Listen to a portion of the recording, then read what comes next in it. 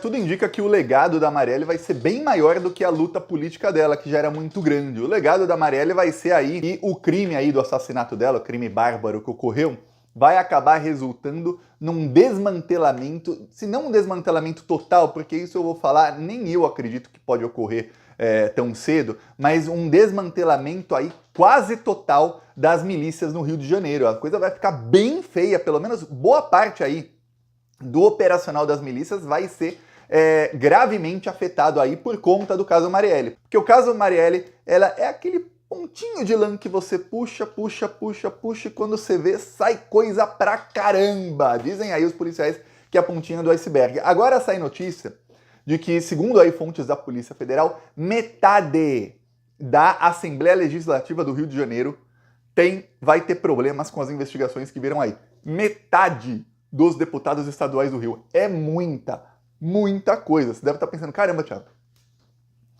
Metade quer dizer o seguinte, esses milicianos, eles se infiltraram no poder legislativo do Rio de Janeiro e eles estão lá. Exatamente. Segundo aí fontes da Polícia Federal, os milicianos eles se infiltraram aí na Assembleia Legislativa para barrar todo tipo de projeto que possa ser ruim aos seus interesses. E esses milicianos passaram a fazer negócios com bicheiros também.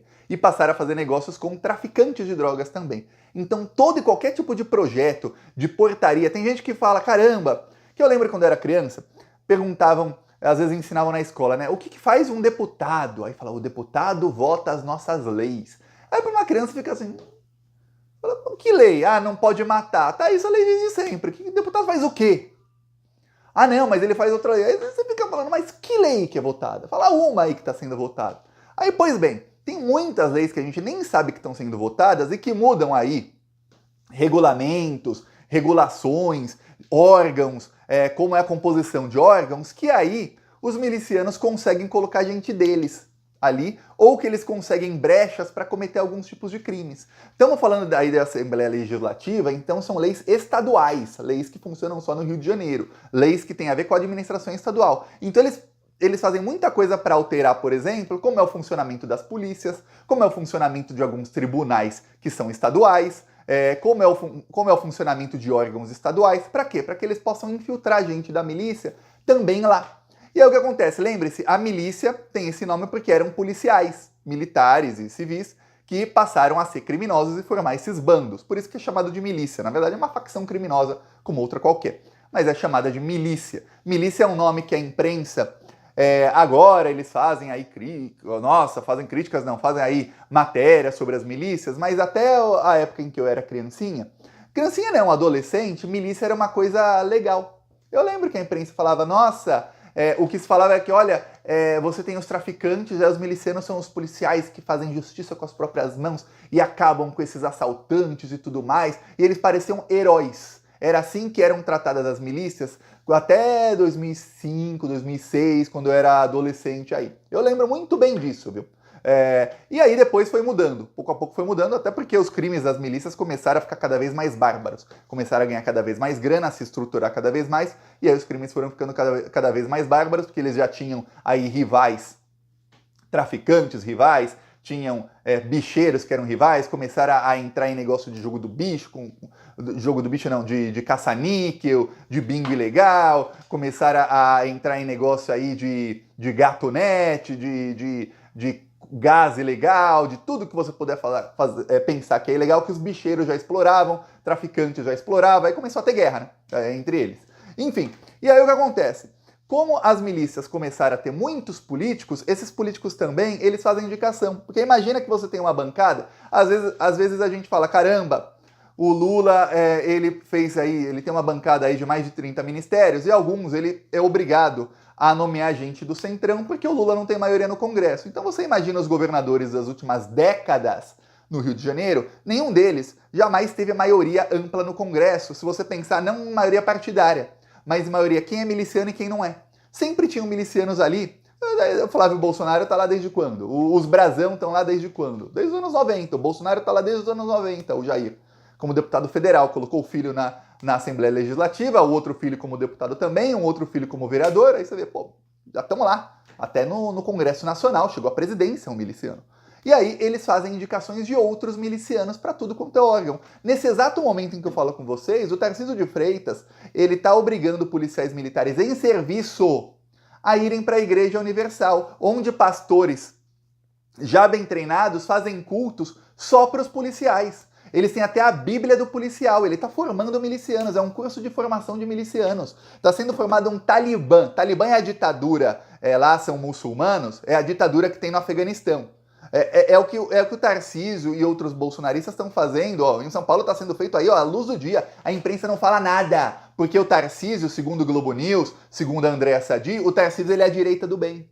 Não importa se ele matou, se a polícia dele tá matando um monte de gente inocente, não interessa. Não interessa se a polícia dele tá sendo doutrinada, não interessa. Eles estão pegando aí o que foi feito com milícias no Rio de Janeiro e fazendo em velocidade recorde em São Paulo. Eles estão fazendo acelerado, a 100 por hora, o processo de criar milícias nas polícias de São Paulo também.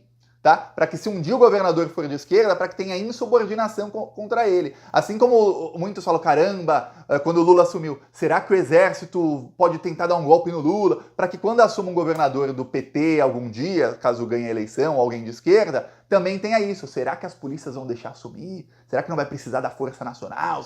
Eles estão ali se infiltrando. No Rio de Janeiro já foi feito isso. E aí com o fim do caso Marielle, o Lewandowski falou que o caso Marielle foi encerrado. Acho difícil. Já falei aqui, acho muito difícil. Você tem ligações do assassino para a casa do Jair Bolsonaro. Você tem aí provas de que a BIM paralela do Flávio e do Carlos Bolsonaro, que a BIM paralela espionou a promotora do caso. Você tem provas de que o Carlos Bolsonaro manipulou provas do caso. O Carlos Bolsonaro foi lá na portaria gravar vídeo com o disco rígido ali, a memória do computador da portaria, onde tem todas as ligações e tudo mais, para falar que, olha, eu não estava no dia. E acabou se auto-incriminando até no vídeo, o Carlos Bolsonaro. Ele não se incriminando, mas ele acabou ali provando que ele estava no condomínio no momento em que os assassinos estavam ali. Quando o Elcio Queiroz foi buscar o vizinho do Carlos e do Jair, né, o Rony Lessa, para assassinar a Marielle, o Carlos estava no condomínio Vivendas da Barra. Ele dizia que não estava, acabou provando o contrário no vídeo dele. E aí você vê, peraí, essas coisas, o fato do porteiro ter dito que ele ia ter escrevido ali, escrito, né, que ele ia para casa 58, do assassino ter dito que ia para casa do Bolsonaro, isso tudo aí ainda não foi apurado. O fato de uma possível terceira pessoa no carro foi tão falado pela imprensa antes, eu não sei se foi apurado ou não, mas não veio à tona.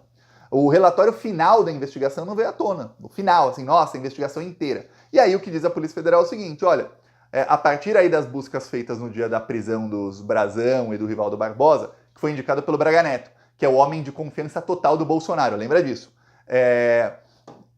Serão feitas outras operações e vão buscar outros milicianos. Esse grupo aí, as milícias começaram lá na região de Rio das Pedras, que é exatamente onde o Adriano da Nóbrega, amigo do Jair e do Flávio Bolsonaro, tinha a milícia. Ele era o chefe dessa milícia.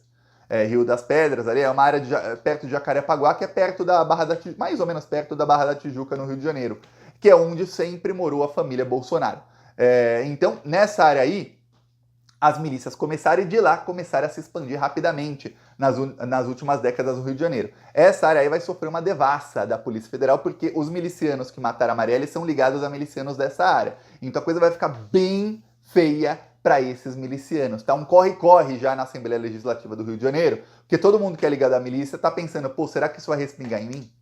Será? E segundo a Polícia Federal, é gente de todos os espectros políticos está ligada aí ao crime organizado. Uma coisa assim, o deputado tem aí um amigo que é do crime organizado. Outra coisa é o deputado estar sendo cúmplice deste miliciano ou deste amigo dele. São coisas bem diferentes. Você pode ter contato com alguém sabendo que a pessoa é criminosa, ainda mais quando você é um político, você tem contato com todo mundo. Você é obrigado a ter contato para articular. Porque senão vira alguém que não articula, não vai ter maioria em nada nunca.